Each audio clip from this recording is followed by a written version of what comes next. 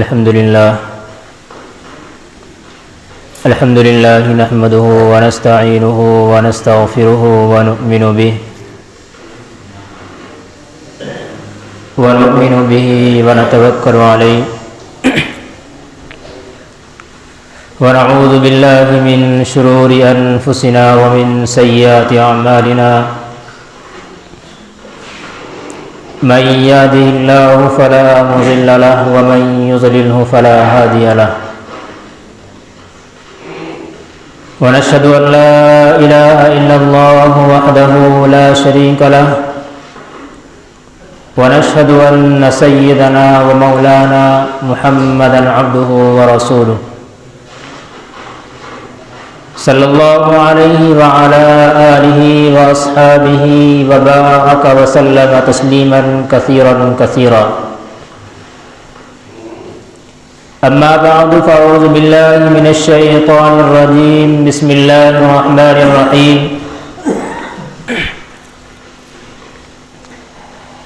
يا أيها الذين آمنوا اتقوا الله ولتنظر نفس ما قدمت لغد واتقوا الله إن الله خبير بما تعملون ولا تكونوا كالذين نسوا الله فأنساهم أنفسهم أولئك هم الفاسقون قال النبي صلى الله عليه وسلم الكيس من دان نفسه وعمل لما بعد الموت او كما قال علیہ الصلوۃ والسلام۔ قرآن کریم کی دو آیات اور نبی کریم صلی اللہ علیہ وسلم کی ایک حدیث پڑھی ہے۔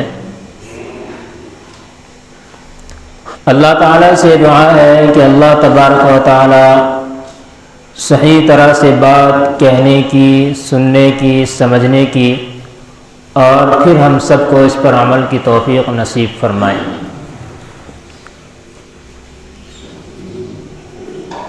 ان آیات کے اندر اللہ تبارک و تعالی نے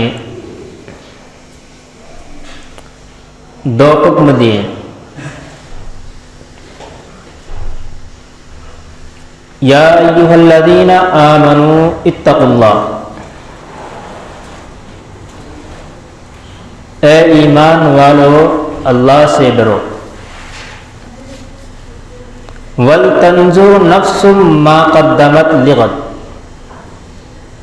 اور اس بات کی بھی فکر کرو کہ کل کے لیے تم نے کیا بھیجا ہے۔ انسان کا مزاج ہے کہ وہ آنے والے کل کے لیے بہت زیادہ کوششیں کرتا ہے،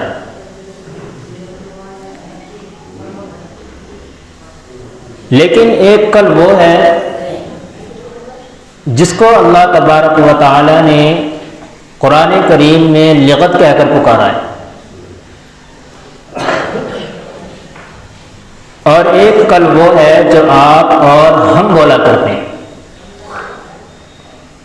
جیسے آج اگر جمعہ ہے تو کل کیا ہے؟ ہفتہ، وہ ہفتہ ہی کل ہے۔ گویا کہ ہر دن کے بعد آنے والے دن کو ہم کل سے تعبیر کرتے ہیں، لیکن اللہ تبارک و تعالی نے جس کل کی بات کی ہے وہ کل بہت ہی الگ ہے۔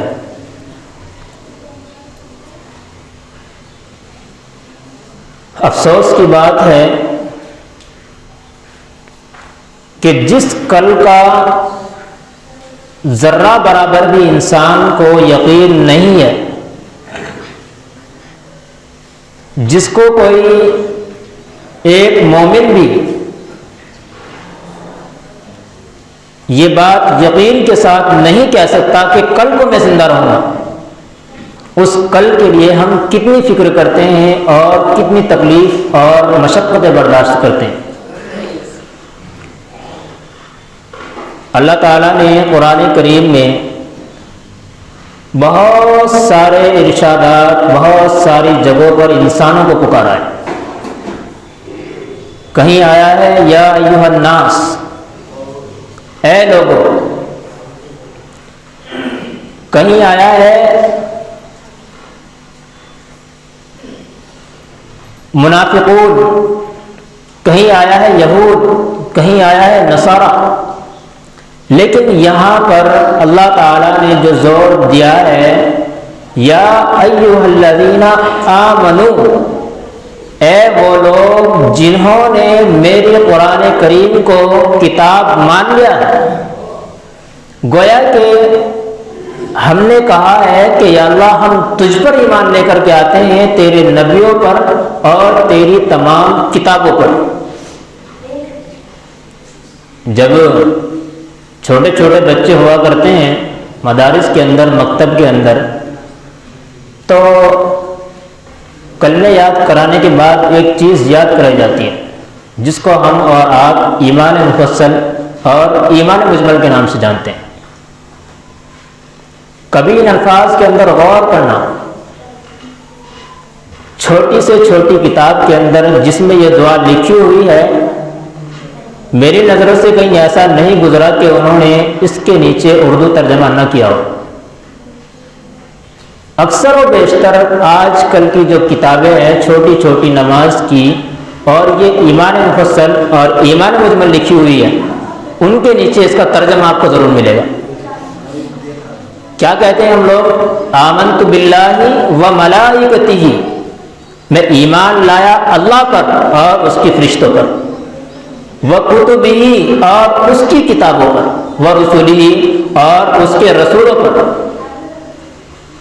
یہاں سے بتانا جو مقصود ہے وہ یہ ہے کہ اللہ تبارک و تعالی نے جس قوم کو پکارا ہے وہ قوم کوئی کافر یا یہود اور نصارہ نہیں ہے، وہ قوم یہ ہے جس نے اللہ تبارک و تعالی کے کلام کو، قرآن پاک کو اللہ تبارک و تعالی کی کتاب قرار دیا ہے اور اس کو مان لیا ہے کہ یہ اللہ تبارک و تعالی کی کتاب ہے۔ اور الحمدللہ اللہ تبارک و تعالی کا بہت بڑا فضل اور کرم ہے کہ ہو بہو بعینہ وہی کتاب قرآن کریم جس کو کہا جاتا ہے، اللہ تبارک و تعالی نے ہمارے نبی صلی اللہ علیہ وسلم پر نازل فرمائی اور ہم تک بغیر کسی انسان کے دخل کے کہ اس کے اندر کوئی قطر بیوت ہو، ہم تک پہنچ گئی۔ تو گویا کہ اب ان آیات کے اندر، ان باتوں کے اندر کسی کو بھی یہ شک کرنے کی گنجائش نہیں ہے کہ وہ یہ کہتے ہو سکتا ہے یہ کسی انسان کا کلام ہے۔ قرآن کریم میں کیا ہے؟ الف لام میم ذالک الکتاب لا ریب فیہ، یہ ایسی کتاب ہے کہ اس کے اندر کوئی شک ہے ہی نہیں۔ ھدی للمتقین، یہ تو متقیوں کے لیے ہدایت کا ذریعہ ہے۔ بہرحال اللہ نے جب کہا ہے کہ بھائی کل کی بھی کچھ فکر کرو، اور ہم جس کل کو کہتے ہیں آپ دیکھو گے بعض بینکوں کے اوپر پیسہ بچائیں کل کام آئے گا۔ آج کل کی انشورنس کمپنیاں جو ہر وقت پیسہ اٹھائے پھرتے ہیں، انشورنس کمپنیاں زبردستی زور دے دے کر گورنمنٹ کی جانب سے یہ مسلط کیا جاتا ہے کہ آپ انشورنس بنوائیں، جبکہ دیکھا جائے تو اس کا کوئی جواز ثابت نہیں ہوتا۔ مطلب یہ ہے کہ اگر دنیا میں آپ کے ساتھ حادثہ پیش آیا تو جو پیسہ آپ نے جمع کیا ہے تو آپ کے کام آ جائے گا، اور اگر آپ کے ساتھ کوئی حادثہ پیش نہیں آیا تو وہ پیسہ ہمارا ہم ہضم کر جائے گا۔ اسی وجہ سے علماء نے لکھا ہے کہ یہ انشورنس جس کو بیمہ کہا جاتا ہے یہ جائز نہیں ہے، لیکن کیا کریں، حکومت کے ہاتھ میں مجبور ہے، کرنا پڑتا ہے۔ بڑی چیز سے بچنے کے لیے چھوٹے خطرے کو مول لینا پڑتا ہے۔ اگر انسان چھوٹے خطرے کی وجہ سے بڑی چیز کے اوپر وہ کہنے لگے کہ میں اس کے لیے تیار ہوں، تو بہت بڑا مسئلہ کھڑا ہو جاتا ہے، پتہ نہیں کتنے کیسز اس کے اوپر چلنے شروع ہو جاتے ہیں۔ اس وجہ سے کہیں کہیں پر شریعت نے اجازت دی ہے کہ تھوڑا بہت بچنے کی کوشش کی جائے، لیکن اگر پھر بھی پھنس جائے تو پہلے جان ہے، اس کے بعد ساری چیزیں۔ تو وہ کل جس کی آپ اور ہم لوگ باتیں کرتے ہیں، جس کے لیے ہم تیاریاں کرتے ہیں، وہ کل وہ ہے جس کا کوئی بھی 100% یقین نہیں ہے کہ وہ کس کے پاس آئے گا، اور جس کے لیے اتنی کوششیں کی جاتی ہیں چھوٹے چھوٹے بچوں کو جو ابھی عقل اور سمجھ نہیں رکھتے، کوئی سوجھ بوجھ ان کے اندر زیادہ نہیں ہے، ان کو زبردستی آنے والے کل کے لیے ٹرین کیا جاتا ہے، تیار کیا جاتا ہے کہ یار کچھ کرو، تم پڑھو، تم کچھ کام کرو، کل کام آئے گا۔ اگر دیکھا جائے تو یہ وہ کل ہے کہ اس کے بارے میں کوئی بھی یقین سے نہیں کہہ سکتا۔ اللہ تعالیٰ کہہ رہا ہے کہ آج پیسہ بچاؤ، کل کام آئے گا، یہ کون سا کل ہے؟ ملتا ہے قرآن کریم کی ایک آیت ہے وَلَا يَحُضُّ عَلَىٰ طَعَامِ الْمِسْكِينِ، کہ وہ لوگ جو مسکین کو کھانا کھلانے کی ترغیب نہیں دیتے۔ فَوَيْلٌ لِّلْمُصَلِّينَ، کہا ہے بڑی خرابی ہے ان نمازیوں کے لیے الَّذِينَ هُمْ عَنْ صَلَاتِهِمْ سَاهُونَ، جو اپنی نمازوں کو بھول چکے ہیں۔ یہاں پر وَلَا يَحُضُّ عَلَىٰ طَعَامِ الْمِسْكِينِ میں ایک بات کا پتہ چلتا ہے، قرآن کریم نے سیدھا یوں نہیں کہہ دیا کہ بھائی مسکین کو کھانا نہیں کھلاتے، بلکہ قرآن کیا کہہ رہا ہے؟ مسکین کو کھانا کھلانے کی ترغیب نہیں دیتے۔ یہاں سے پتہ چلتا ہے قرآن کریم کی بلاغت کا کہ بھائی قرآن کریم نے کتنی دور کا سوچا ہے کہ جس انسان کے اندر یہ فکر ہوگی اور جس انسان کے اندر یہ سوچ ہوگی کہ وہ آنے والے کل کے لیے کیا کرے، تو وہ اسی حساب سے، پہلے زمانے میں لوگ کیا ہوتا تھا کہ اپنے گھر والوں کو زیادہ زور اس پر دیا کرتے تھے کہ کل، یعنی کل قیامت کا دن جب اللہ تبارک و تعالی حساب و کتاب لے گا، اس کے لیے تیار ہو جاؤ، اس کل کی بات کیا کرتے تھے۔ تو وہ اس کے لیے کہا کرتے تھے کہ کل کے لیے تیار ہو جاؤ۔ تو جس انسان کی یہ سوچ ہوتی ہے کہ میں پیسہ بچاؤں، تو وہ بچوں کو بھی اسی طریقے پر لے کر کے چلتا ہے، گویا کہ وہ بچوں کے لیے آج کل جو چھوٹی چھوٹی گلکیں ہوتی ہیں، اور آج کل تو ماڈرن زمانہ ہے، اس کے حساب سے بچوں کے لیے تیار کر دی گئی، بس ان کو جو کنجوسی کا جو ذریعہ بنایا جاتا ہے وہ یہیں سے شروع ہو جاتا ہے۔ ان کو گلک لے کے دے دی چھوٹی سی ایک، اور بس وہ اس میں 2 روپیہ 4 روپیہ ایسے کرتے جا کر کبھی عید وغیرہ کو پھوڑ لیتے ہیں، پتہ لگتا ہے اس کے اندر پیسے نکل رہے ہیں۔ تو گویا کہ ہم لوگ آنے والے اس کل کی تیاری زیادہ کرتے ہیں جس کا ہمیں یقین نہیں ہے۔ نبی کریم صلی اللہ علیہ وسلم گھر کے اندر داخل ہوئے، امی جان حضرت عائشہ رضی اللہ تعالی عنہ گھر میں موجود ہیں۔ آپ صلی اللہ علیہ وسلم نے معلوم کیا عائشہ کچھ کھانے کو ہے؟ امی جان نے ارشاد فرمایا کہ جی حضور، بکری کا گوشت آیا تھا، میں نے صدقہ کر دیا، لیکن اس میں سے تھوڑا سا خود بچا لیا، بس یہی بچا ہے۔ دیکھیے آپ صلی اللہ علیہ وسلم نے کیا ارشاد فرمایا کہ عائشہ، جو تم نے صدقہ کیا ہے وہ بچا ہے، جو تم نے بچا کر رکھا یہ بچا نہیں، یہ ختم ہے، اس کی کوئی قیمت ہے ہی نہیں۔ گویا کہ آپ صلی اللہ علیہ وسلم اس بھوک کی حالت میں بھی کس چیز کو ترجیح دے رہے ہیں کہ آج بھوکا رہنا منظور ہے، لیکن کل کے لیے اگر تیاری نہ ہو سکی یہ گڑبڑ ہو جائے گی۔ تو آپ نے اس بات کو ترجیح دی کہ یہ پھر کیوں بچا کر کے رکھا ہے، بچنا تو تب ہوتا تب اس پھر کو بھی آپ کسی کو دے دیتے، اس کو بھی صدقہ کر دیتے۔ تو اس سے پتہ چلتا ہے کہ کیسے مزاج آپ صلی اللہ علیہ وسلم کے تھے، کیسے امت کو ٹرین کرنا تھا، اور کیسے آپ کے ازواج مطہرات رضی اللہ تعالیٰ عنہن تھی کہ تمام کے لیے ایسے ایسے اصول. امی جان کے لیے بہت سارا سامان آیا کرتا, آپ صلی اللہ علیہ وسلم نے پورا سال کا راشن جمع کر دیا کہ تمہارا خرچ کا ہے. آیا باندی آپ کے پاس موجود ہے, روزہ رکھا ہوا ہے, باندی کو کہا کہ یہ سامان اٹھاؤ اور تقسیم کرو.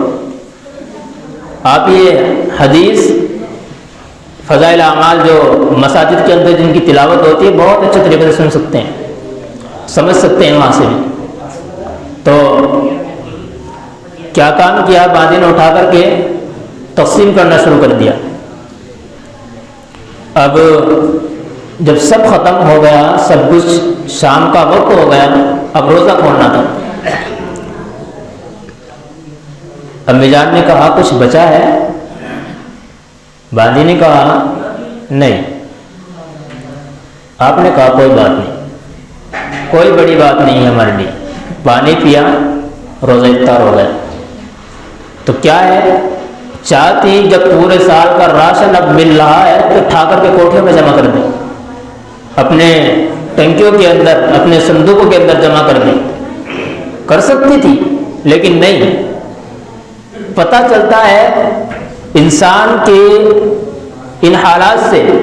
آپ صلی اللہ علیہ وسلم کی دوسری حدیث ہے, فرمایا ہے کہ انسان کا وہ ہے جو اس نے کھا لیا ختم کر دیا, جو اس نے پہن لیا پھاڑ دیا, اس کے علاوہ جو بھی دوسرا کچھ بچا ہے وہ سب غیروں کا ہے, اس کا ہے ہی نہیں. کچھ پتہ نہیں انسان کا کس وقت وہ یہاں سے آنکھ بند کر کے چلا جائے اور اس کے جتنا بھی ورثہ بچتا ہے سب کا سب ختم ہو جایا کرتا ہے. ہماری جو اپنی سوچ ہوا کرتی ہے وہ یہ ہوتی ہے عام طور پر کہ یار ابھی تو ہم جوان ہیں, بچے ہیں, بوڑھے ہوں گے تو صدقہ بھی کر دیں گے. یہ غلط سوچ ہوا کرتی ہے. آپ ایک بات بتائیں, انسان کے کھانے پینے کا, پہننے کا اور کسی چیز کے اوپر سوار ہونے کا جو مزہ ہے وہ بڑھاپے میں ہے جوانی میں؟ سب کہیں گے کہ ہاں جوانی میں. تو جب کھانے پینے کا مزہ جوانی میں ہی ہے تو خرچ کیوں نہ کریں اپنے بدنوں کے اوپر؟ قرآن کریم کی آیت ہے وَلَا تُلْهِكُمْ أَمْوَالُكُمْ وَأَوْلَادُكُمْ عَنْ ذِكْرِ اللَّهِ, کہ اے ایمان والو, یا ایھا الذین آمنوا لَا تُلْهِكُمْ أَمْوَالُكُمْ, کہ ایمان والو کہ تمہارا مال, تمہاری اولاد تمہیں اللہ تبارک و تعالیٰ کے ذکر سے غافل نہ کر دے, ہلاک نہ ہو جاؤ تم اس کے چکر میں. ہر وقت انسان کی سوچ ہے جمع کرو جمع کرو جمع کرو. میں مثال دیا کرتا ہوں عام طور پر آج کل جو بچوں کے لیے جو جمع کرنے کا سلسلہ شروع ہوا ہے, جو مسلم فنڈوں کے اندر, بینکوں کے اندر, اس قدر اس کی طرف رجحان ہو چکا ہے گویا کہ یہ اللہ تبارک و تعالیٰ سے سرٹیفکیٹ بنوا کے لائے ہیں کہ مریں گے تو 50 سال کے بعد ہی مریں گے, اس سے پہلے نہیں مریں. حالانکہ کتنی موتیں ہیں ایسی ایسی. ابھی جوانی پہ قدم ہی رکھا, دنیا میں پیدا ہوا اور ختم بھی ہے, جوانی میں آیا پھر ختم ہے, کسی کی کوئی گارنٹی نہیں ہے. یہ ساری چیزیں جب آتی ہیں انسان کے اندر, جب اللہ تبارک و تعالیٰ کے اوپر سے انسان کا یقین اور بھروسہ اٹھ جائے, توکل ہو ہی نہ انسان کے اندر. کیسا آپ صلی اللہ علیہ وسلم کا توکل تھا, امی جان عائشہ رضی اللہ تعالیٰ عنہ کا کیسا توکل تھا. سامان آیا فوراً اس کو تقسیم کر دیا, اگلے دن کی سوچی بھی نہیں ہے. آپ کو یہ نہیں کہا جا رہا ہے کوئی نبی نہیں بن سکتا, کوئی امی جان رضی اللہ تعالیٰ عنہ کی نقل نہیں اتار سکتا, لیکن اتنا بڑا کنجوس تو نہ بنے کہ بالکل ہی اس کے اندر بالکل مال کے اوپر اپنے سانپ بن کر بیٹھے رہیں. قرآن کریم میں آیا ہے من ذا الذی یقرض اللہ قرضا حسنا, کون ہے وہ حضرات جو اللہ تبارک و تعالیٰ کو قرض دیں گے؟ کون ہے وہ لوگ جو اللہ تبارک و تعالیٰ کے لیے اپنے مال کو خرچ کریں گے؟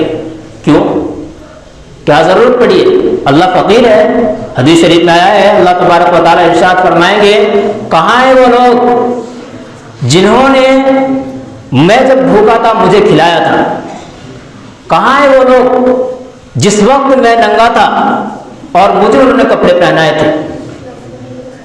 ہم کہیں گے کہ کیا بات ہے کہ اللہ کیا تجھے بھی بھوک لگتی ہے؟ تو بھی کپڑے پہنتا ہے؟ اللہ تعالیٰ کا جواب آئے گا میرے بندو, میرے ان بندوں کو جن کو بھوک لگی تھی, جن کو آپ نے کھلایا تھا وہ مجھے ہی کھلانا تھا.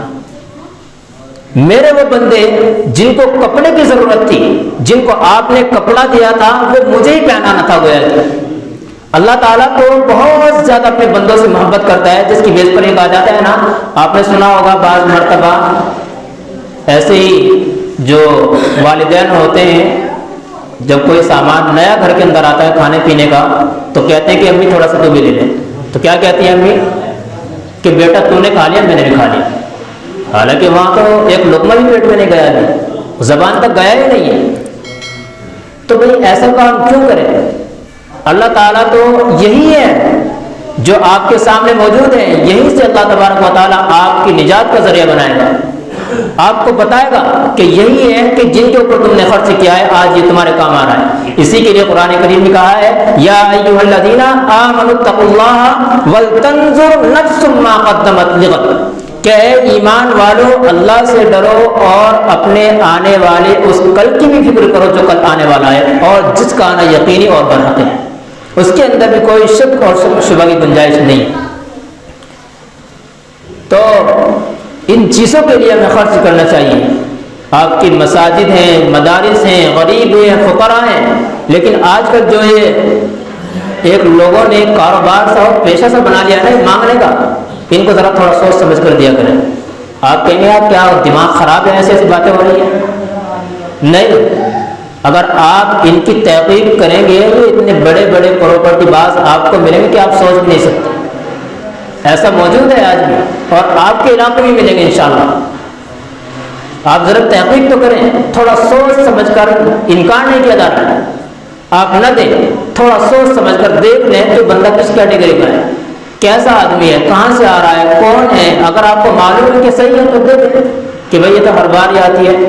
بہت سے ایسے وہ حضرات رہ جایا کرتے ہیں ان لوگوں کے چکر میں جو واقعی مستحق ہوا کرتے ہیں، اس وجہ سے ان کا بھی تھوڑا دھیان رکھا کریں کہاں ہم اپنے مال کو خرچ کر رہے ہیں۔